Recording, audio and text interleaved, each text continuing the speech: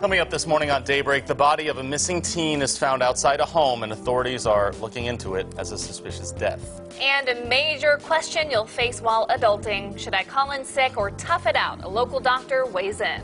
Always a tough thing to deal with. And if you go out to celebrate New Year's Eve tonight, we got some tips and tricks to keep your pets safe during the celebrations. That's all coming your way this morning on Daybreak.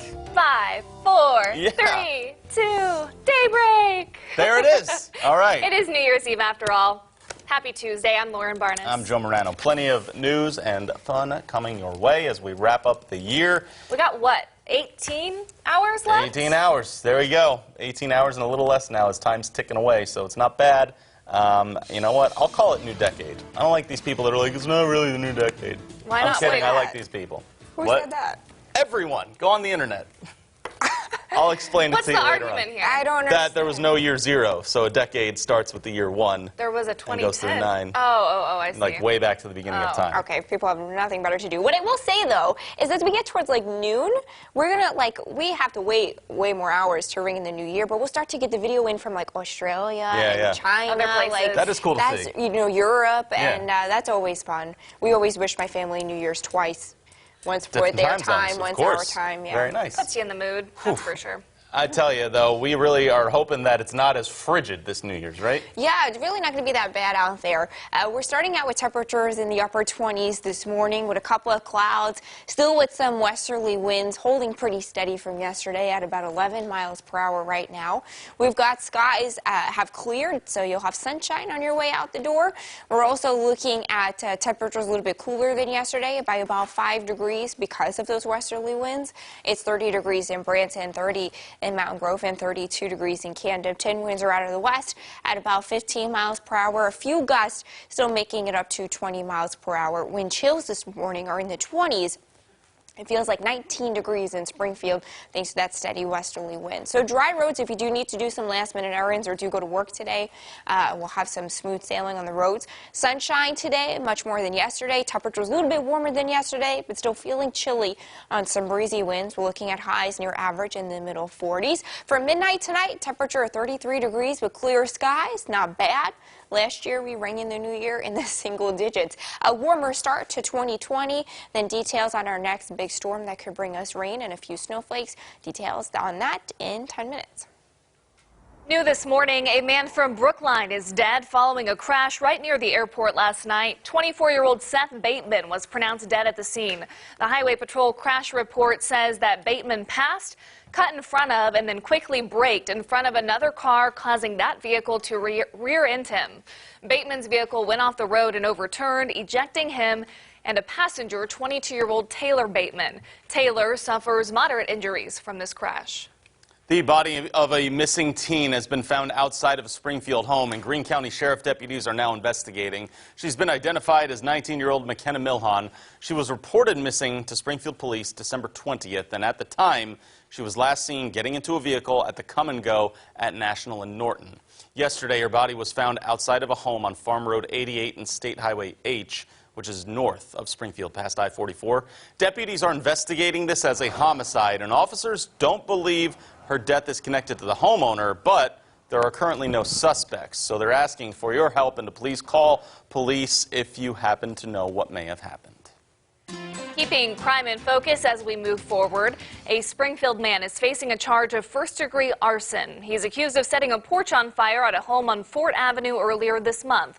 The news leader reports 24-year-old Eric Boyce was allegedly denied a place to stay by the residents there. Shortly after, Boyce is accused of starting the fire and cutting a garden hose to make it more difficult for the residents to extinguish the flames. The people inside got out of the home, but one of them suffered second-degree burns while trying to put out the fire. Boyce is also suspected of starting a second fire at the home in July.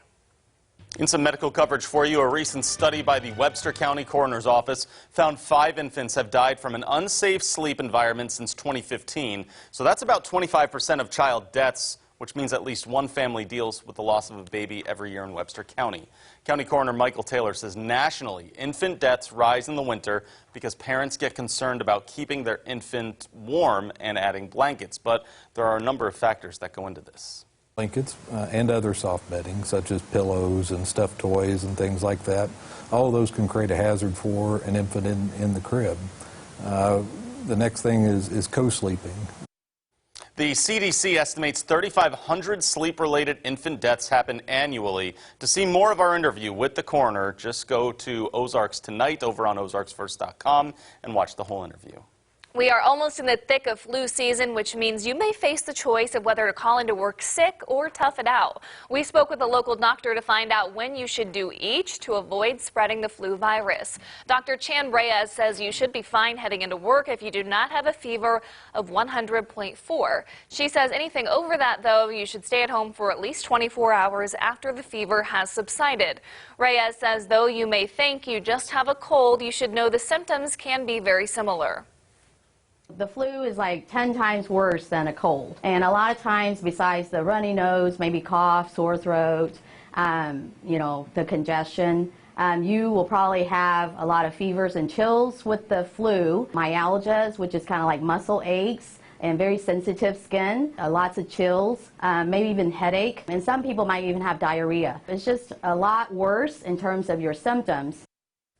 Reyes says the best way to prevent the flu would be to get the flu shot. It takes 2 weeks for that vaccination to kick in. All right, we are counting down to 2020 this morning, but before you head out to celebrate this New Year's Eve, you may want to consider the safety of your pets at home. Color 10's Nija McDonald is here this morning to share a few tips from our local Humane Society. Nija?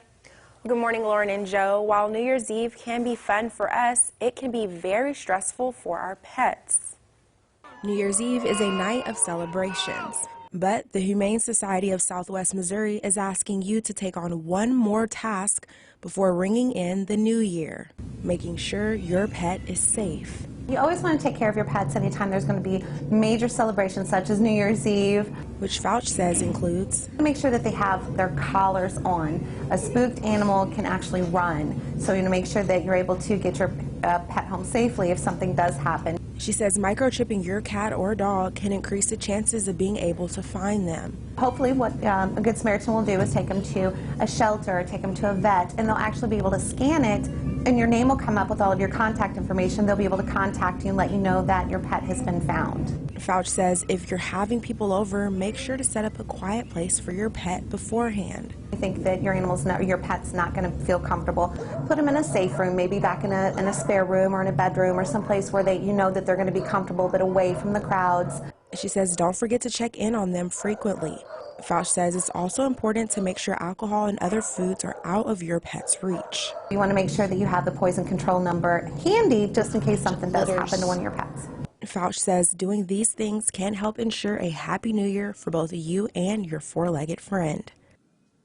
Well, if you're interested in adopting, Fauch says the Humane Society is hosting a New Year's Day celebration, which will include $1 adoptions for all cats. We're starting out clear and dry on this last day of 2019. We'll have some breezy winds today, temperatures a little bit chilly. By the first day of 2020, warm at 55 degrees with sunshine. A look back on how we did for rain in 2019 coming up next. From Color 10 Ozarks First, Lauren Barnes, Joe Morano, and weather with meteorologist Elisa Raffa. This is Color 10 News Daybreak.